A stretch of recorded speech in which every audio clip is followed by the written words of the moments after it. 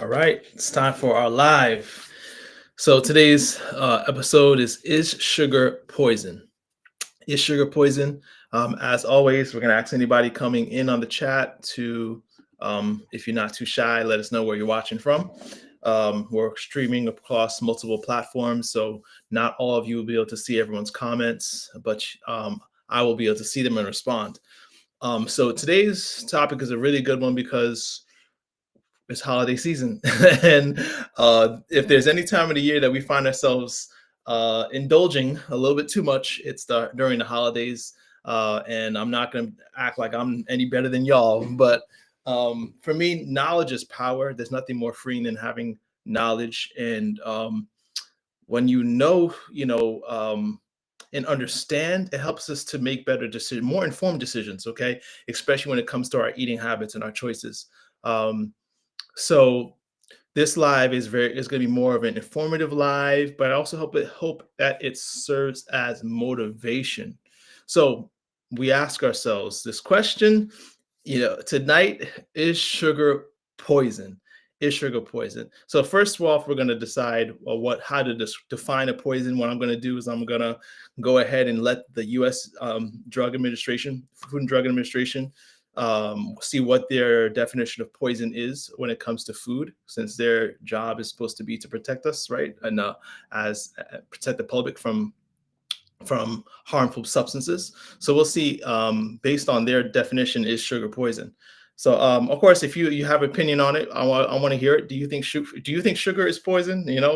Is what is a poison? First off, like, is a poison something that kills you fast? Is it, if it kills you slow, it's not poison, right? Is there a difference between how fast it kills you versus how slow? Is a poison something that disables you and slows you down?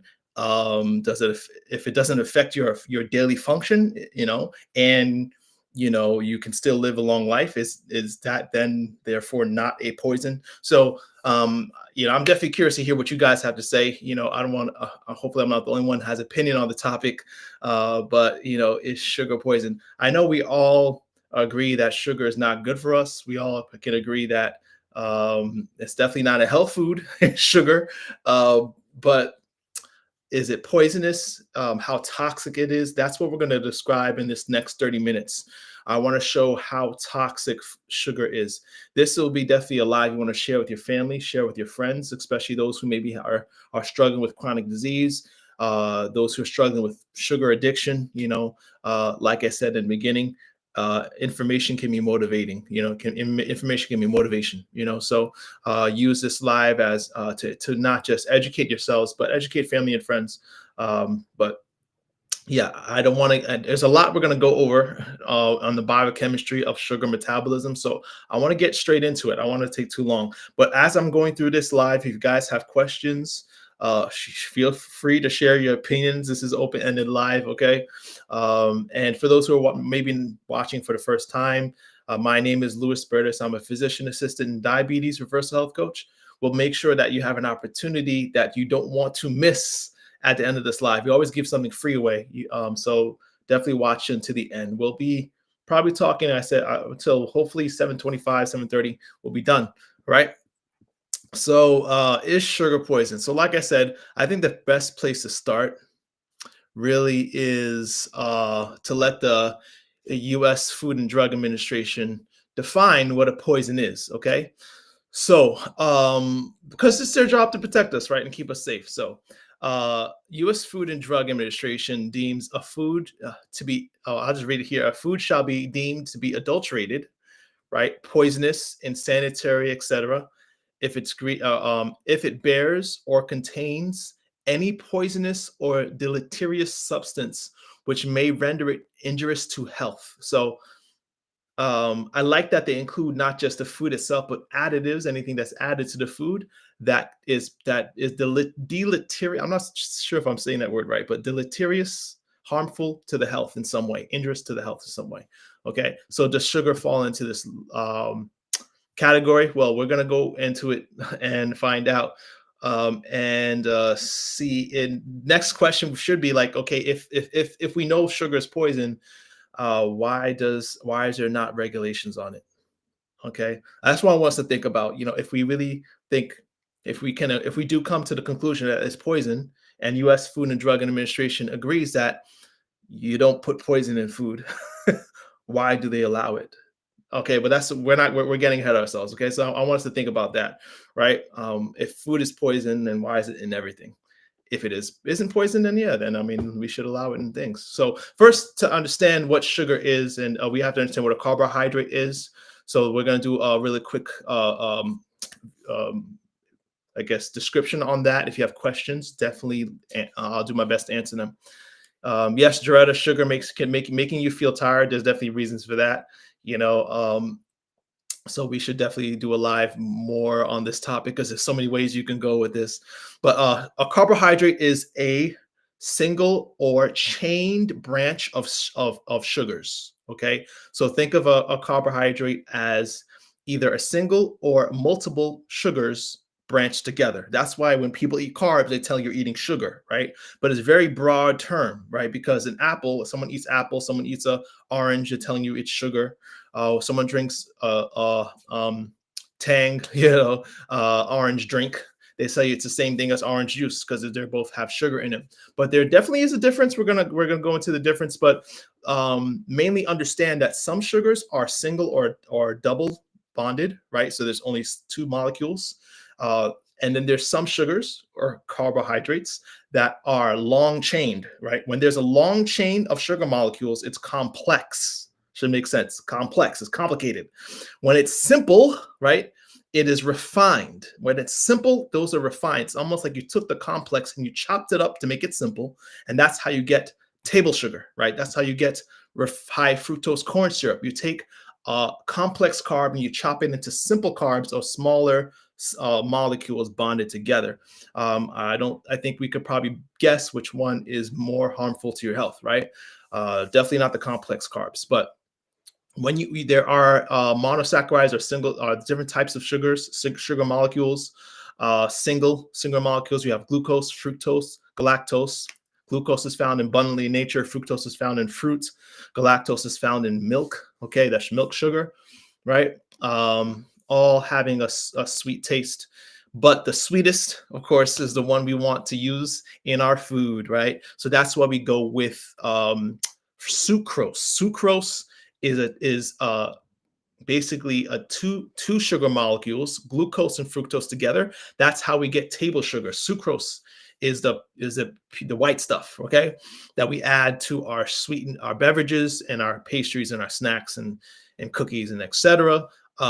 We also have high fructose corn syrup. I'm sure everyone is familiar with high fructose corn syrup, which has the same chemical structure as sucrose, having glucose and fructose bonded together. Okay, I'm hoping I can do this and just and have it make sense to everybody in a short period of time. But the understanding that you want to have is that when you have something that's simple or refined, it has when it comes to sugar, it's usually table sugar like sucrose or high fructose corn syrup, which has fructose and glucose bonded together, two molecules bonded together. Now, why that's important is because glucose and fructose are different. Okay, glucose does not operate in the body like fructose does. So when we think of sugar, now we have to ask ourselves, okay, what kind of sugar is this? Is this sugar from glucose, which we get from breads and pastas and starchy vegetables, starchy foods, potatoes, beans? That's glucose, right?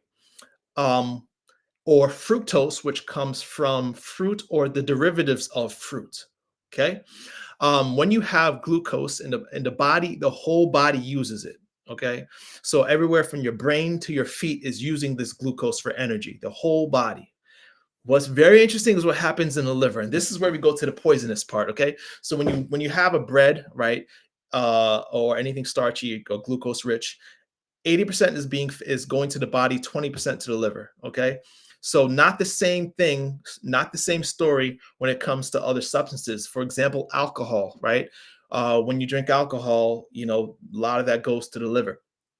Same thing with fructose. So when the fructose part of the fruit, okay, or the sweetener, the fructose part of that two bonded strand chemical uh, is going straight to the liver. That fructose is going straight to the liver like a guided missile. It's ending up right there in the liver, and it goes nowhere else. You have to understand this. This is the same thing that happens with alcohol, right? When we have alcohol, unfortunately, what happens is the same thing. The vast majority of those calories from the alcohol ends up in the liver. So you can imagine that we're having a problem, right? If you're having a rush of any food substance all going to the liver at one time. Okay. So we're gonna go pretty quickly through this. I hope I'll probably revisit this concept later on in later lives. Um, because yeah, it's something we need to understand. We really need to understand this. Okay. So when you understand another aspect of fructose and glucose being different, it's how our body responds to it once it's it's consumed. So when you take something that's full of fructose, right, not glucose, fructose does not suppress your appetite. Okay, there are certain appetite suppressing hormones, or an appetite stimulating hormones. Okay, unfortunately, fructose does not respond by telling your brain to say, "Hey, slow down. It's time to stop eating or drinking." The same thing that happens when you're eating other carb-rich sources that like glucose.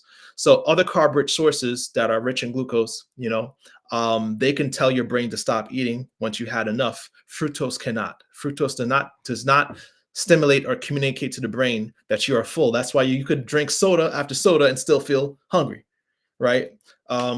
There's no trigger in the brain that you're satisfied as far as calories in. Okay. And again, we already talked about the problem that is metabolized only in the liver. So, right. So let's do some math here. Okay. Um, so let's say we're eating 2 slices of bread. Remember, the bread is 50% glucose, about 50% fructose, right? And so there's about, let's say there's 120 calories in these 2 slices of bread you're eating. 120 calories. Okay. So I might have to take my calculator out for this. Okay. So 50%. So we say 80% is going to the whole body, right? So if we take the 120 calories, okay, and that's about 96 calories that the body is eating, right? Now the 20% left over is going straight to the liver, right? So now you have about 24 calories, as we see right here, about 24 calories that are going straight to the liver. Not bad. I mean, it's not a lot, okay? Um, and there are normal processes that happen that occur during this time. You can see in this circle, this circle represents a liver cell. Okay, so when you have it, the glucose goes into the liver and ends up in the liver, being converted through enzymes into glycogen. So glycogen is how we store glucose for energy later, right? A little bit of it can end up as triglycerides. That's the TG in that circle there. So the TG is triglycerides. So triglycerides are another form of energy storage. So triglycerides, think of them as fat fuel, right? It's fat. This triglycerides are stored in fat cells around the body and also in the liver to make sure that you have adequate energy when calories are low. Okay, nothing wrong with this in when your body is balanced. Now, so let's see what happens then with alcohol. Now we can all agree alcohol is poison. I mean, maybe I don't know if anyone disagrees with that, but alcohol is toxic, is poison, right? That's why the Food and Drug Administration puts limitations on alcohol. There are some limitations, for example, on how old you can be when you drink, right? Certain days of the week it can be sold, right, or hours where it can be drunken because they know that this is very toxic substance. But I want you to see the similarities between alcohol and sugar. Okay, that's a takeaway for this life. Okay, when you take alcohol, now let's say there's 120 calories in a shot of alcohol, and 80% is going to the liver. Now that's 96 calories. 96 calories in that one little drink is going straight to your liver. See, it's a volume issue, okay? And that's what makes it so poisonous. There's a saying, the dose makes a poison. So it's a very high dose of calories going straight to the liver that the liver now has to ramp up and metabolize very fastly. There's certain things that are byproducts metabolism. Acetaldehyde, I can never say that right, is a toxic substance that's produced during the breakdown of these calories. Then the body proceeds to take it down further, right, in the middle of that circle to another pathway that causes a vast increase in cholesterol, VLDLs, that's very low density lipoproteins, triglycerides, the TG that also shoots up. The FFA is free fatty acids that are built up, right? Because what the liver is trying to do is try to take these calories and store them as efficiently as possible, right? And unfortunately, a lot of those calories have to be stored as fat, right? Because when your calorie cup is full, the excess turns to fat, right? So now your liver is storing fat, and we have a fatty liver through years of drinking. We have insulin resistance because we talk about this a lot in this channel, that insulin resistance is caused by fat stored in tissues like the liver and muscle, right? That's why we know that alcohol is toxic. It's poisonous, right? That's why people die from liver disease, cirrhosis. Um, Okay, going to the next slide. Is there much difference now between that and fructose? Um, Not much. Okay, so I'm just going to spoiler alert: juice, apples, fruit in its whole state does not operate the same way as refined sugar. Okay, refined sugar, the simple sugar, when it's broken down. Okay, and the fiber is removed, because the fiber is what slows this process down. But let's say you take the fiber out, and now you're left with the fructose. So now you got the 120 calories of orange juice, right? I mean, orange juice isn't bad, right? But you got 120 calories of orange juice, and now half of that is going. So half of that is fructose, right? And that's going to the liver, and you got about 20% of the glucose going to the liver. So it comes out to about 72 calories. All right. 72 calories from that drink is going straight to your liver, nowhere else. I don't know if anyone's following me. I don't know. I hope I'm not alone out here and seeing the problem. Okay. It's the dose, it's the speed, right? So now you got a rush of calories to the liver, right? And there's now the liver's got to work overtime, right? It's got to wake up all those cells and all these pathways to start working to metabolize these calories that you're dumping on it, literally dumping on it. So many of those calories end up shooting up. Thank you, Tracy, for letting me know you're with me. It's quiet tonight, so you'd always like to hear somebody's with me. But you got a pathway that increases uric acid and gout and high blood pressure. Of course, there's glycogen storage. Some of that storage is stored as glucose, a form of glucose glycogen for energy later. But because there's so much calories to churn, the fat production goes up, right? Now you have fatty droplets in the liver that are being fed, free fatty acids are flowing through the blood, triglycerides are increasing, same muscle insulin resistance from that increase in fat and that's flowing, right? Remember, because fructose doesn't tell your brain to stop eating, you're on your third glass of orange juice and you're wondering why you're still hungry. You're because it's not going to tell you to stop. You could keep drinking juice and juice and juice and drinking or pastry or snack, whatever, and not be satisfied because it doesn't tell your brain to stop. Who do you think this benefits? Food companies or the people? To have a substance that's addicting and doesn't satisfy you so that you can continue drinking and eating, right? Um, so now what's the difference though? There's a big difference between this and fruit and fructose in its whole form also has, that's right, yeah, the food company, y'all. Yep. Tracy, you're right. So the problem is now, we take the fiber out, we take the things that slow the absorption of that fructose to our liver, and it goes straight to our liver. For time's sake, I'm gonna skip some of these slides, but these slides basically show you how much fat production can go up when you have a diet that's high in sugar. Okay. um, when people are fed sugar in excess, the production of fat goes up significantly in the liver. Um, so it's interesting when I practiced, and I did this, I think was the last maybe 2 weeks ago, we or so. I did a live on the liver. Definitely watch that in our description. If you haven't watched that, go back to our video list. Very informative. But we have this term called non-alcoholic fatty liver disease that's been used for a very long time. But before that, we just called it liver disease because it was assumed that alcohol causes liver disease, right? We assume as practitioners that when we do your liver enzymes, when we do ultrasound of your liver and there's fat and the liver enzymes are spilling into the blood, right? Because the liver cells are dying, we tell you to stop drinking alcohol. That was the conventional wisdom. But nowadays, we know that alcohol has been replaced by sugar. And the same thing that alcohol does, sugar does. So now we have to call it non-alcoholic liver disease, or we should just call it sugar liver disease, I guess, because it does the same thing, right? And damaging our liver, and you don't live long, when you're in that end stage of liver disease. So, um, yeah. So let's go to the question that we asked in the beginning: Is fructose fruit or poison? What do you guys think? Is it food or poison?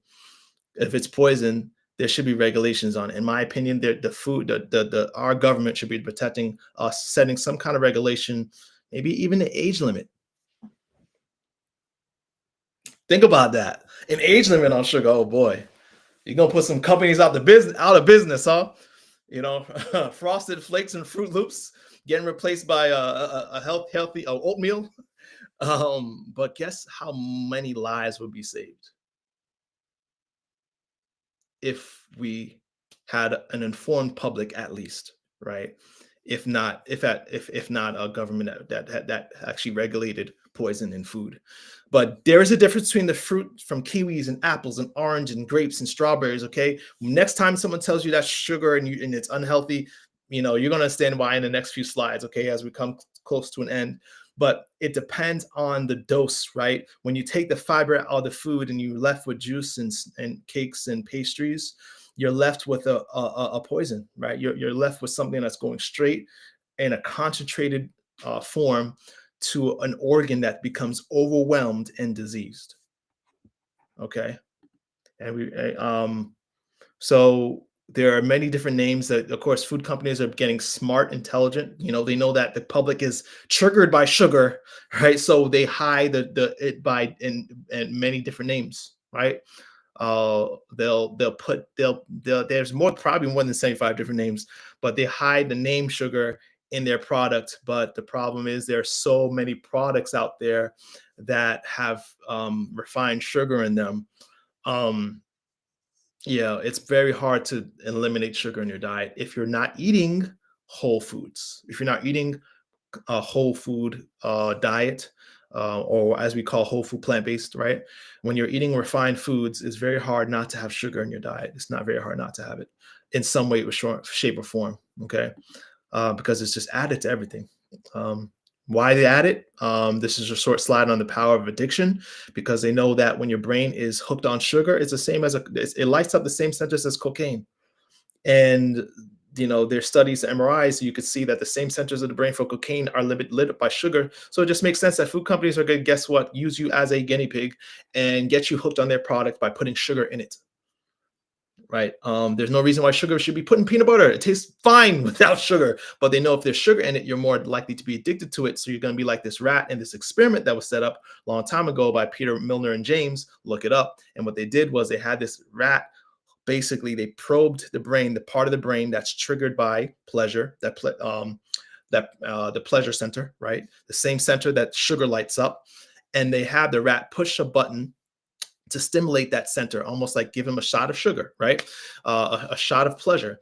And because he had such easy access to the pleasure center, he did nothing but stimulate the pleasure center, even at the even to the point where the rats didn't sleep, the rats didn't eat anything else. They stopped mating, and they died from exhaustion and starvation because all they wanted to do is stimulate the pleasure center. Now, before you judge poor little rat, how much of us are just like this rat? We go to behaviors that we know are bad for us because we can't stop because it feels good, even though it's killing us. The food industry has turned us into lab rats, and sugar They are wired. They have wired themselves to us by sugar. Um, Wanda, I don't know if you're just coming in. The question she said you're writing, the question needs to be more specific. Are you referring to sugar as a category of nutrients, including fruit or refined table sugar? I don't know if you're watching, watch it from the beginning. I don't know if you're just checking in. I think we talked about basically that question. We addressed that. So watch from the beginning if you haven't. Okay. But yeah, great question, right? But yes, we are talking about the refined sugar, not the complex carbs, okay? As we described in the beginning of our live, okay? But so as we're coming to a conclusion, hopefully together, though, my friends, we probably would agree that sugar is poison, the refined sugar, right, Wanda, the refined sugar. Um, so this is interesting. Now, if we go back to the FDA definition of poison, right, and where they'll step in to regulate, there's a but, right? And every time there's a but, it almost nullifies everything that comes before it, right? But let's go back. So according to the U.S. Food and Drug Administration, adulterated food, a food shall be deemed to be adulterated if it bears or contains any poisonous or deleterious substance which may render it injurious to health. Well, we've already determined that sugar in its highly refined forms, that's added, whether it's added or just the fiber and nutrients are stripped from the food, leaving behind a high dose of fructose. Um, we know that's poison. We know that's harmful to our health, but there's a but here. But USDA says, U.S. Food and Drug Administration says, but we will not regulate, but not with the prevention of chronic diseases, even though its own regulations explicitly postulate the connection between such products and such diseases. In other words, we will deem it poison unless it causes chronic disease. Even if we know that this food product leads to chronic disease, we're going to leave it alone. And that's the but case. We don't care if it kills you slowly. We only care if it kills you quickly. What do you guys think about that? We only care um we only care if it kills you quickly. So, yeah, if you take sugar in, if you drink soda, you're not going to die. You'll be fine, right? But understand this, when our diet is comprised of a high amount of refined sugar, you are poisoning yourself slowly. And I hope you understand the science behind this.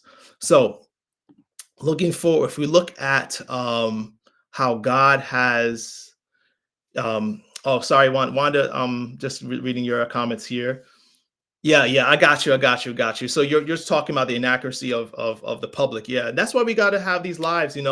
Share these lives with family and friends, inform the public. I think we have unfortunately, a highly uninformed public, and it's not their fault. Okay, it's not their fault. Unfortunately, we're bought and sold by industries. Okay, our medical practices, the information we see in social media is bought and sold by industries. Okay, um, that are in it for a profit. Whole plant-based foods have fiber, they have water, they have antioxidants and phytochemicals, micronutrients, macronutrients, all this combined. But when you take it away, you're left with poison. Okay, that's usually how poison is made. It's usually made from something that's wholesome. You tweak it a bit, like a chemistry lab set, and you put it in food. Okay, and get the public hooked. But fiber is what we want. We want more fiber. So if you want, instead of grabbing, let me go back to that slide. Instead of grabbing apple juice, eat the apple. And now, of course, if you're drinking occasional juice, apple juice, orange juice, I'm not against that. But especially if you're already suffering from a chronic disease, then it probably I would say limit it, right? Limit it, if not eliminate it, limit it. limit it. Hope that makes sense. Okay. If you're suffering from chronic disease, if you're not, then maybe you can drink it a little more. But because at least when you're drinking some of these other juices, they don't have added sugars in them. If you're going to start there, don't get juice with added sugar. But for best health, eat the whole fruit. Eat the whole fruit. Because it has fiber to slow down its digestion and absorption. Another perfect example of making a good, healthy food choice this holiday season, go for the whole fruits instead of the dried apricots. Unfortunately, I didn't set up my slides correctly, but this is supposed to show you that the amount of calories are in apricots versus that are whole versus dried. So this is half a cup of dried apricots. This is actually in the Mastering Diabetes book pictures. These are great. So I don't know if you guys can, if you guys were to guess which one has more calories, a bowl of 9 apricots or just a small half cup of dried apricots, which has more calories, would you guess? For time's sake, I'm not gonna wait for answers, but yeah, I want to know. What would you guess? Think about it. Think for a second. Which has more calories? Can you sit down and eat nine apricots in one sitting? But you definitely could eat half a cup of dried apricots in a second. However, they both have the same amount of calories, right? So by the time you eat that bowl of dried apricots, you've had um, 3 times as much calories as you would have had if you, um, you know, um, eaten whole apricots, right? The dried apricots, are calorie rich because it's nothing but fructose concentrated, right? And glucose and fructose concentrated with a lot of the fiber, water to that the filler, the 0 calorie part of the food removed. Calorie rich foods. Another example of this, and I'll close with this because who doesn't love Oreos, right? Oreos, you got Oreo ice cream, you got Oreo. I mean, what was that? I think I saw. Yeah, I don't know what don't you see Oreos in? Oreos is in everything. Oreo cake, every ice cream, Oreo donuts. Oreos is in everything. So, but how much do Oreos fill you, right? Because it's highly concentrated sugar with no power to fill us physically. We overeat it, right? 2 Oreos has the same amount of calories as if you sat down and ate 2 cups of cantaloupe, right? So I want us to understand something as we close tonight. Fruit is not the same. Oh, Wanda, you good? Then I'm glad. Actually, no, I can't say I don't like Oreos because I mean I think I can't understand people who love them, but I'm definitely an Oreo fan, or used to be, I should say. But there's some people who love Oreos. I never got that, but it's something that you could see is a perfect example how you could easily overeat something that is refined, that is full of refined sugar. Um, so when people sit down and eat fruit, it's not the same as eating sugar. I hope that these pictures, if you take anything away from this live, next time someone makes you a villain for eating fruit, it's funny because the same people will be sitting down eating a pack of Oreos. All right. Wanda, you asked, does it work to rehydrate the dried fruit? Of course, it's a good way to preserve through cold, snowy winters. I mean, that's a good question. I would think so because if you're able to rehydrate, because I'm not sure that I've never seen that done. Rehydrating dried fruit, but the principle is really for me, if you are already if you're diabetic, like that's the people I work with in this program. If you are diabetic, right, I would say go ahead and enjoy occasional dried fruit because it's convenient.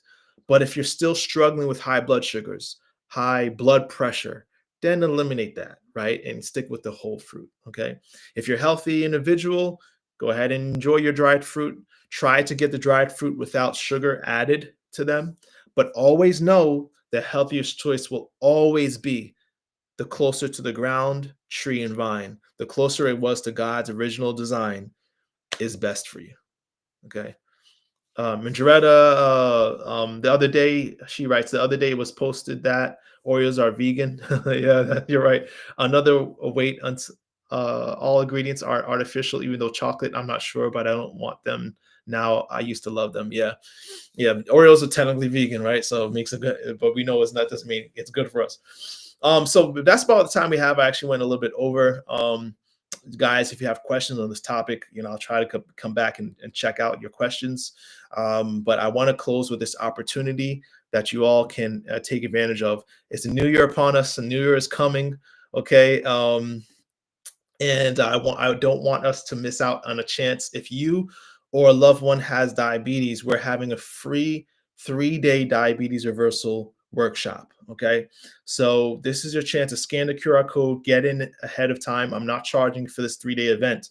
It's absolutely free. And in this event, I'm giving you the best of my program for absolutely free. You're going to get tools, you're going to get instruction, you're going to get personal guidance for 3 days, for 3 days, to help you come off medications. And I believe this is going to be powerful for a lot of people. So if you have family or friends who are, one, suffering from diabetes, or two, just wanting to experience a healthy lifestyle through whole food, plant-based diet and eating, check out this live. It's going to be next. I was going to say next year, January 27th to 29th, 3 days, January 27th to 29th. The QR code will have the details. You just scan the code.